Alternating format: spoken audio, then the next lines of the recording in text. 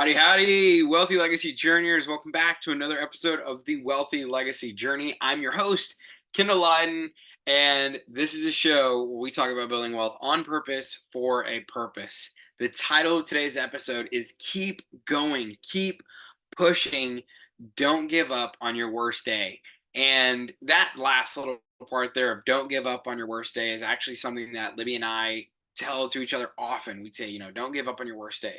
And it really goes back to, I'm sure it's kind of maybe self-explanatory, but when you're going through a hard moment, a hard season of something in life, you don't want to quit on a bad day and then have regrets, have those what ifs, moments looking back of like, man, what if I had stayed?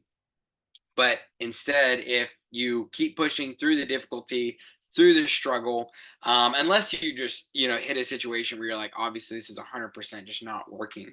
But basically, to make those decisions with a clear mind, instead of just the emotional turmoil that can come in some of those hardest moments. And I can say that with us here at the house, selling the farm that was a decision made on one of the better days. And I'm so relieved and grateful for that. Moving forward on selling the house, we love our house, we're really grateful for it, we're excited for this next step. But things aren't like going really really bad here at the house or anything like that. Like it's definitely not the worst day here at the house. And so to be able to make that decision of, okay, it's time to sell the house, it's time to move on with a very clear mind. We have these goals, and really looking at and evaluating everything in our life and saying, does this action, does this thing take me towards my goal, or does it take me away from my goal, right? And for us, I think when we're looking at $1,700 a month and the $700 electrical bill and all these other bills that come along with the house, we look at that and go, okay, that's taking us at this current time away from our goals, when we could have cheaper living expenses. And if we couldn't have cheaper living expenses, then it would be taking us towards our goals. But the fact that we could downsize, lessen those expenses, that really does help to take us towards our goals.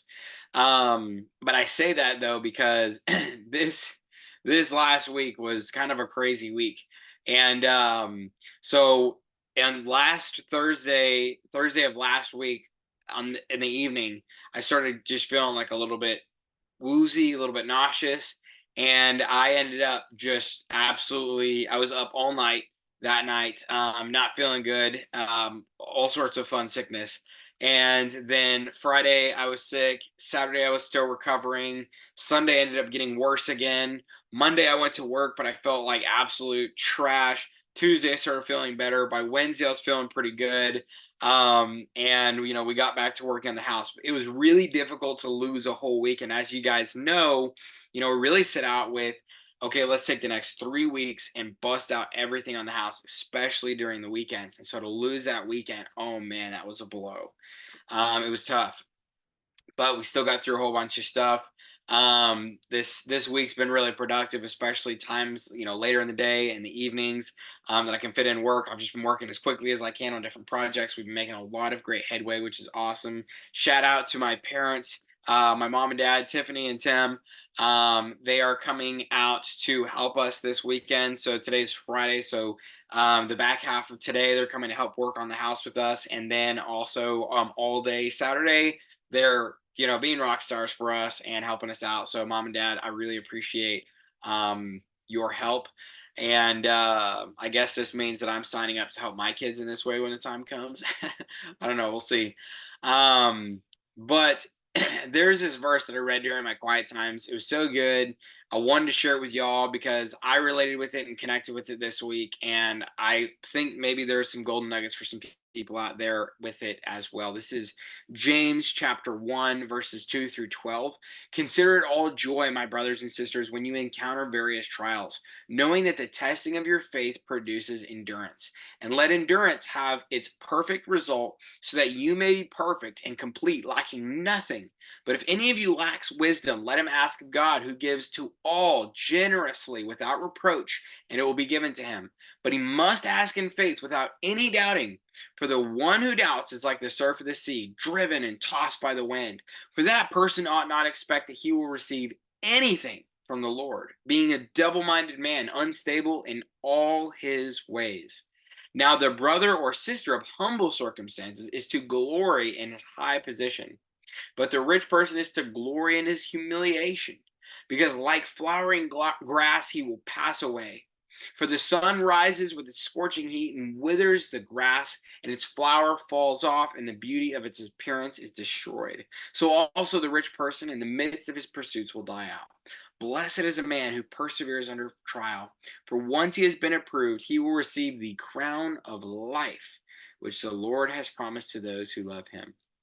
That's just such like a good, set of verses there, just to encourage us as we're going through the difficulties, we're going through the struggles, we're going through the hard, to just revive our soul, to say, hey, look at all these ways that I am blessed. Let me just come in humility in those ways and say, praise you, Lord, thank you so much. But then in those places in my life where I'm in a lowly position, saying, man, thank you, God, for this difficulty. Consider it joy, right? When we encounter these various trials, because we know that the testing of our faith produces endurance, and that endurance in its perfect result will result in, it says, and endurance have its perfect result so you may be perfect and complete, lacking nothing. And then talks about going to God and asking him for wisdom, and just like all the goodness of the Lord. And so that verse was awesome to me. I love the book of James. I love a bunch of the books of the Bible. They're good. But as I went through this week, as I went through just the sick and the difficulty, and now our timelines, we're getting shorter, but we're still trying to stay on track.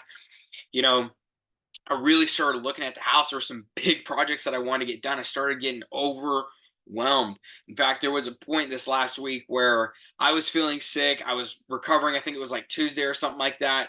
All the kids were, screaming and crying. Libby was asking me questions. I just felt completely overwhelmed. I haven't felt overwhelmed to the point of like feeling like I'm struggling to breathe in a long time. And I was literally like, I'm struggling to breathe right now. I had to step outside, take a deep breath. I was like, oh my goodness, like what is happening to me?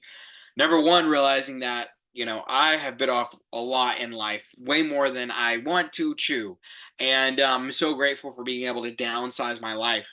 It was interesting though, because when Libby and I were talking about like what is happening, like life seems to be getting even crazier now than it was before. We talked about some of the detoxes that we've done in the past, like health detoxes, like juice cleanses and stuff like that. And it's interesting because Libby made a great point. She talked about how a lot of times when people are going through a detox, they quit. And the reason that they quit is because they sit here and they say, I was supposed to feel better from this detox, and now all it is making me feel worse. And we are talking about how important it is when you're on a detox to push through that, because you're going to like feel here, you're going to feel a lot worse before you get better. We pushed all the way through that, feeling really crummy to get to that really good feeling high where your body just feels empty and cleansed and you feel full of energy. And we know what that feeling feels like. And Libby was just, as we were talking and relating and going through stuff, she was like, right now we're just detoxing our life.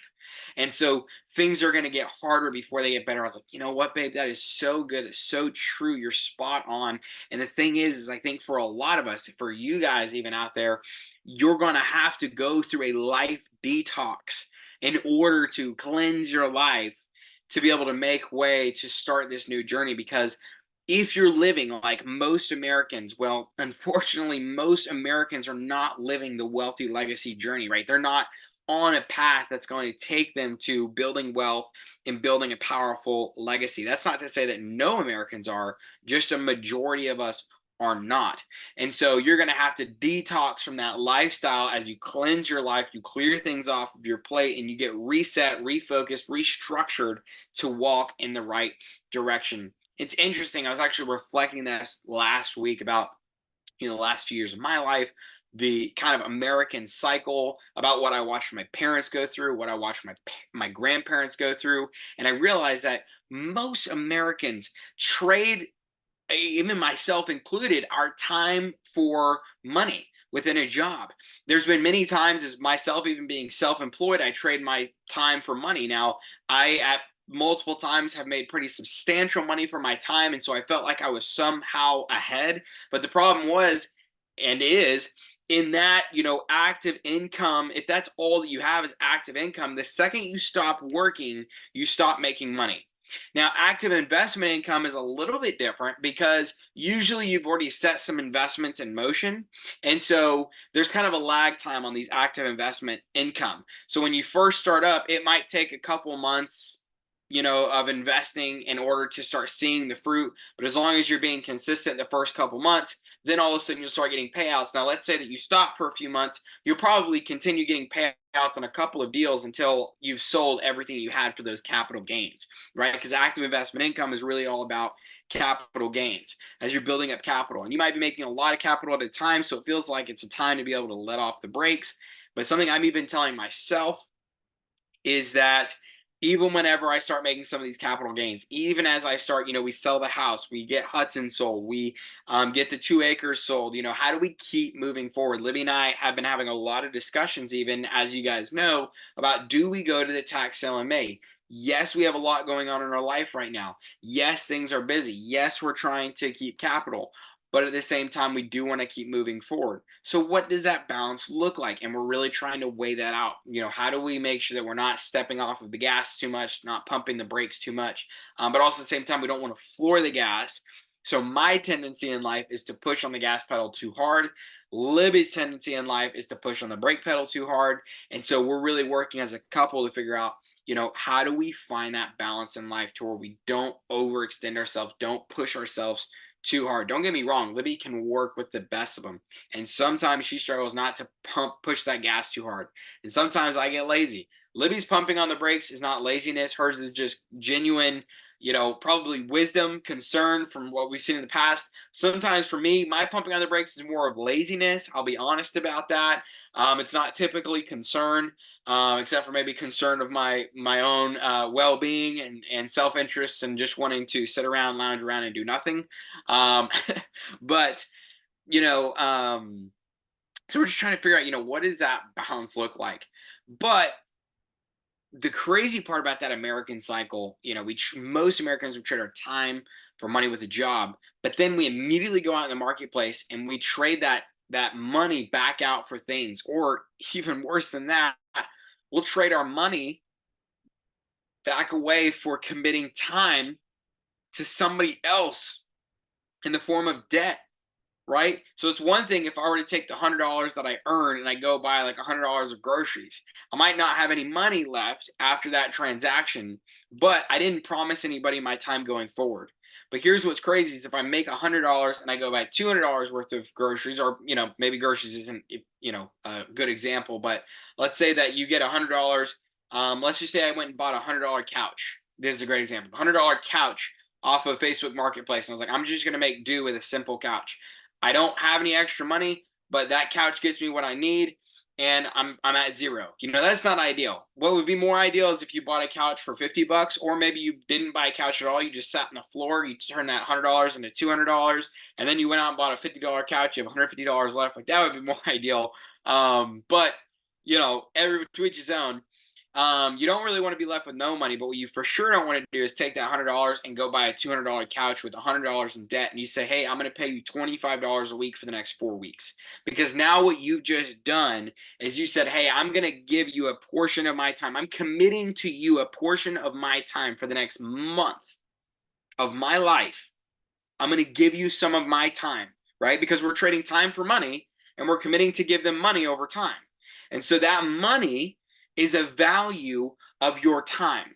And so what you're saying is I'm going to pluck a little bit of time from my life, and I'm going to commit myself as a slave to you because I'm indebted to you for a couch for the next month. I'm going to pluck a little bit of my time and be a slave to you for a little bit of time each week for the next month. But what's worse than that is most of the time this stuff isn't just happening for a month. It's happening for a year. It's happening, on car loans. When I had my truck, we had a 7-year note on that truck. I was plucking out a good chunk of my time because it was $450 a month for the payments. That would probably be a couple days a month that I was committing myself to be a slave to the lender for that truck. And I was plucking out like 2 days of my week and saying, basically, here, I'm going to give you 2 days of my week. Just give it away to you if you'll just let me use this thing, right? Which is actually a depreciating asset, and it's just going down in value. Like what the heck? Why did I make that decision? But so many of us do it. We've got to wake up. That's not the wealthy legacy journey. That's not how you build wealth. That's not how you build a powerful legacy. That is not the path that we're trying to walk. We've got to get away from that, from committing, from plucking time out of our lives and committing it over to somebody else for something that is losing value. That couch loses value. The car loses value. The house that I'm sitting in, it only costs me money. Yes, it's an asset that appreciates over time, and that's awesome. I am getting money for my house because it has appreciated a little bit since I bought it. So I really appreciate it in that sense. But it's hard because to tap into that equity, I've got to sell my house, right? But there's different schools of thought. If you look at Dave Ramsey versus Robert Kiyosaki, they have different schools of thought in and around, do you borrow money for investments, right? I lean more to the Dave Ramsey school of thought of no, I don't like to borrow money. My friend Nathan Bowers, he leans towards the school of thought of yes, borrowing money is good for growth. To each his own. We'll see what happens over time in my journey. I much more prefer JVs, even if I have to take a bigger cut of the deal, because I just like that peace of mind knowing that I don't owe anybody. I'm not committing somebody a portion of my time guaranteed no matter what. Um, but the idea that the questions that I want us to have in our minds and maybe even take out a piece of paper and write these down right quick. Number one, how can we buy our time back and keep our money in our pocket? Right. So with that couch, instead of having it to debt, right? How do we get rid of that debt? How do we and not even just trade $100 for a couch to where we now have $0 in a couch, but how can we do something where it's like, well, let's see, can we buy a $50 couch and then keep $50? So now I have a couch and I have $50. Or can I get by in life without that couch? Can I just sit on the floor for a couple months while I turn that $100 into $200 and then I can go buy a $50 couch? And essentially, and this is so cool. Now I know you're trading your time and money for money. So, there's a little bit, there that you're getting, so that's your time. But for example, like on this land deal, I took $10,000. This is 2 acres. I'm not even going to look at Hudson. Let's just look at the 2 acres that we did over in Anderson County. I forgot where it was. Palestine. I own a piece of property. I can't remember where it's at. That's kind of weird. So 10 grand, and then I'm going to be able to make about 35 out of it. So basically, what somebody else is going to do is they're going to then take all of this money that they've built up over time, or maybe they go into debt. I don't know what their decision making is. They're going to pay me for this piece of property, and I will essentially turn my $10,000 into $35,000. I got $25,000 for free from somebody, and they just said, "Hey, I really want what you have. I'll give you this much for it." You know, and I didn't really want the piece of land. I wanted the profits from the piece of land. And so we're looking at actually 2 pieces of property over in East Texas that we might go to that May tax sale. One, I'd be willing to pick it up for as much as 4,000. It's worth about 10,000. Another one, I'd be willing to pick it up for about 4,500. It's worth about 10 to 12,000 as well. And so we're just debating about, is that one that we go to? I'm not going to triple my money on those deals. I'll probably about double my money whenever you account for realtor fees, closing costs, survey fees. So my goal is to double my money. I'd really like to be able to at least double my money. But I have to make sure I account for all those costs. And title's tough. With realtor fees, it's hard to get a discount when you're at such a low price point. So you're usually going in the higher, percentages of 3 and 3 on all those deals. Title's pretty well set in stone no matter what. You can get little discounts here and there, but nothing that's, super significant. It's usually less than 2%. That's just what I calculate it for. Cool thing about land is that there's no repairs. And so you don't have to worry about any repairs over and above. But then, for the survey, if it's I pay $1,000 for a survey, it's they don't care if that property is worth 100 grand, 10 grand, $1,000. That survey is going to cost me, about $1,000 or so for an acre or two. And so anyways, that's just a rough ballpark, but I'm running out of time here. So one of my goals was to make these episodes 20 minutes long, and I'm now at 18 and a half minutes on this episode. At least I started my timer a tad late. I wanted to let you guys know about a bunch of cool stuff. I am looking at whenever we move to be able to improve, because we're almost to a year mark, which is crazy. I want to improve my audio, then my lighting, then my webcam, so that way I can bring you guys higher quality content. just in the form of what you're hearing, as far as the audio coming through and stuff. So that's one of the things that I want to be investing in going forward, because I'm excited about this channel and I believe in it. I'm excited about some of the things happening. For me, one of the worries I've been having this week is about my job, what's coming next. And our pastor challenged us for 2 weeks to read the words in red. This last week, one of the words in red that I read was Matthew 14, 27, verse 27, 29, 31. And Jesus said, "Take courage, it is I, do not be afraid." And then he said, "Come." And then in verse 31, he said, "You of little faith, why did you doubt?" Because you see, this is a story of where Peter was out there. They saw Jesus coming across, walking on the water, and there was a little bit of a storm going on. And Jesus was. At first, they were all afraid. Jesus said, "Take courage, it is I. Do not be afraid." And then Peter asked if he could come out to Jesus, and Jesus said, "Come." Jesus calls us to come out into the adventure. A lot of times in life, I've been worried about my job. I've been worried about what's going on. I'm in my own storm of life, and I see this happening around me. And all of a sudden, I see Jesus out of the boat, out doing something that nobody else does in the adventure, and I'm drawn to that. I want to go to that adventure. And I'm saying, "Jesus, can I come to you?" And Jesus says, come to me. I want you to be with me. I want you to live a life of adventure. But then the problem was is when Peter got out of the boat, at first he was looking to Jesus. He was walking on water. He was like, "Oh my goodness, this is amazing." But then he started looking around at the waves, at the water. He realized he's walking on water. He shouldn't be walking on water. You know what happened when he took his eyes off Jesus and he put it on the storm? As he started to drown. He went underwater. And Jesus reached down, grabbed him, pulled him back up, put him in the boat. He said, "You have little faith. Why did you doubt?"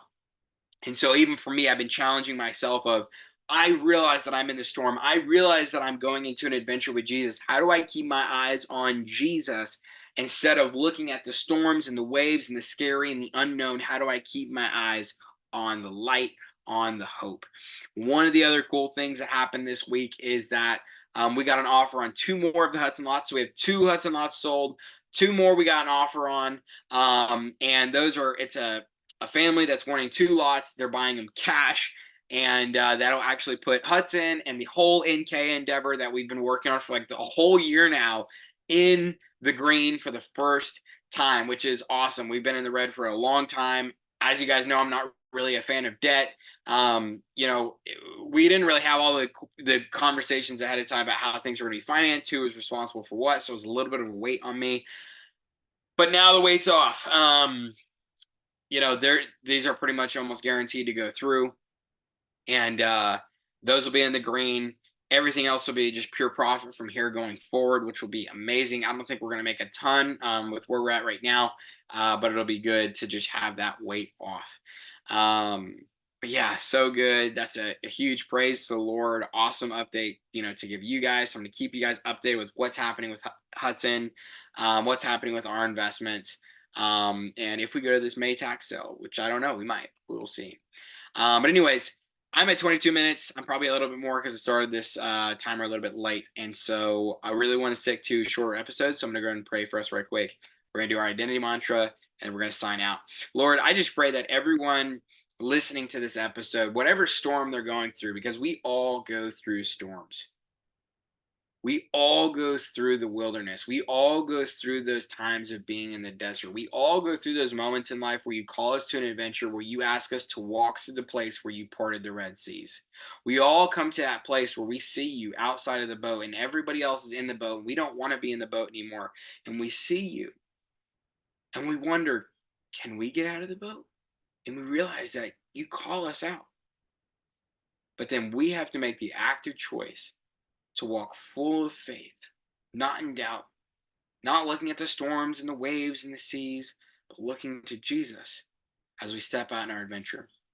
So I pray that every single listener today would be able to see the adventure that you're calling them to break out of this nasty American cycle, break into a place of freedom, and come follow you full of faith in their walk. In Jesus' name I pray. Amen. Let's hear our identity mantra. As a reminder, guys, I'm going to say it first. You say it after me. I explore the unknown. I conquer new frontiers. My journey is powerful, and my wake is a wealthy legacy. Guys, I would encourage you to say that all week. Say that over yourself daily.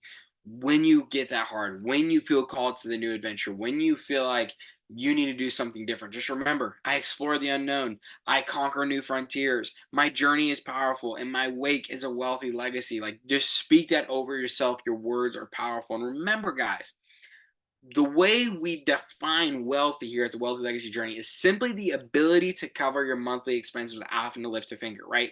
That pattern looks like active income, which is your job, to active investment income, to passive investment income, right? Trading your time for money, then trading your time and money for money, and then just trading your money for money at passive investment income. That's where we're going. That's the journey that we're on. And legacy, guys, is leaving a long lasting impact on others who come after you as they receive the fruits of your labor. Whether that fruit be good or bad, that's up to you. If you want to leave good fruit, you got to plant good seeds, you got to cultivate good trees, so that way you can then be bearing good fruit. As a reminder, guys, at the top of the description in the video in Spotify, there's going to be a link to the Google Docs. I put a ton of resources in there for you guys in your own wealthy legacy journey. And basically, I've just taken things that were impactful for me and my wealthy legacy journey. I added them in there for you guys. With all that said, this has been another episode dedicated to you and your own personal wealthy legacy journey. I'm sorry that I went a little over the 20 minutes. I'm working on it, but hey, this is shorter than it was last week, and we're just going to keep condensing. I am going to get better at this. But I appreciate you guys hanging out with me today, and I will see you all next week on the next episode. Bye, everybody. Have a great week.